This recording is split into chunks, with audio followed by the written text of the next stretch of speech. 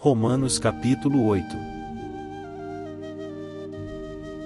Portanto, agora já não há condenação para os que estão em Cristo Jesus.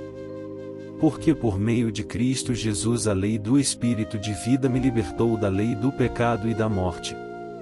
Porque, aquilo que a lei fora incapaz de fazer por estar enfraquecida pela carne, Deus o fez, enviando seu próprio Filho, à semelhança do homem pecador, como oferta pelo pecado.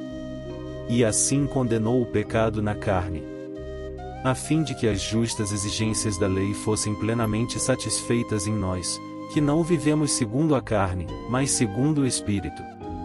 Quem vive segundo a carne tem a mente voltada para o que a carne deseja, mas quem, de acordo com o Espírito, tem a mente voltada para o que o Espírito deseja.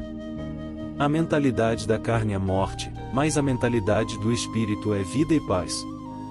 A mentalidade da carne é inimiga de Deus porque não se submete à lei de Deus, nem pode fazê-lo. Quem é dominado pela carne não pode agradar a Deus. Entretanto, vocês não estão sob o domínio da carne, mas do Espírito, se de fato o Espírito de Deus habita em vocês. E, se alguém não tem o Espírito de Cristo, não pertence a Cristo. Mas se Cristo está em vocês, o corpo está morto por causa do pecado, mas o Espírito está vivo por causa da justiça.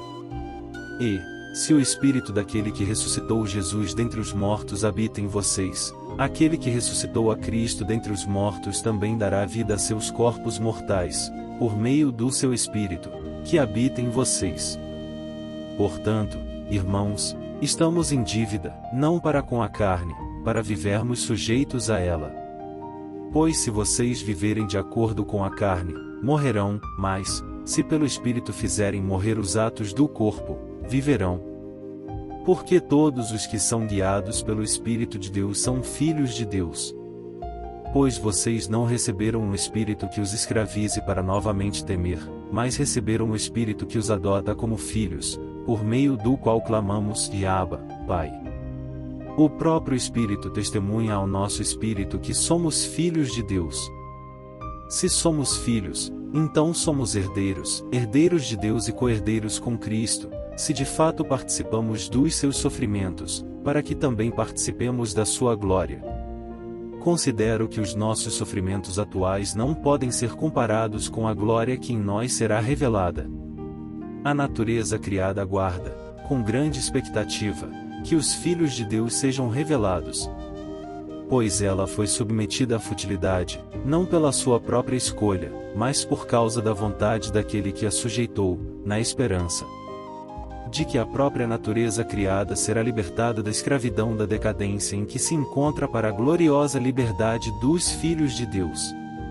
Sabemos que toda a natureza criada geme até agora, como em dores de parto. E não só isso, mas nós mesmos, que temos os primeiros frutos do Espírito, gememos interiormente, esperando ansiosamente nossa adoção como filhos, a redenção do nosso corpo. Pois nessa esperança fomos salvos. Mas, esperança que se vê não é esperança.